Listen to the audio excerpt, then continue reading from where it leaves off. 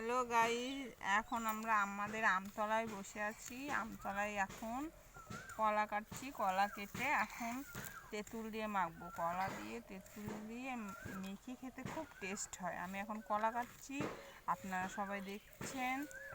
আশা করি আপনাদের সবাই ভালো লাগবে।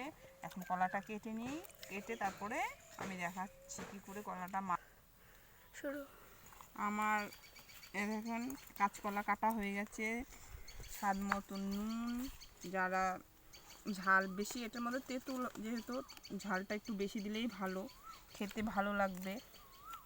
ঝাল দিয়ে ডোলে মাখিয়ে তার মধ্যে স্বাদ মতন লবণ, তারপরে এই যে তেঁতুল, তারপরে মাখান চটকি, আপনি চটকি মেখে নেবেন। নিয়ে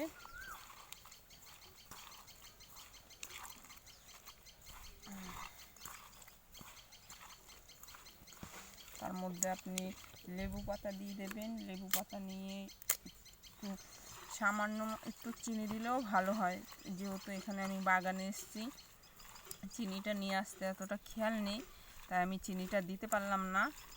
খেয়ে দেখি এখন কেমন হয়েছে। ঠিক আছে, আমার মুখে ধরবি। খুব টেস্টি।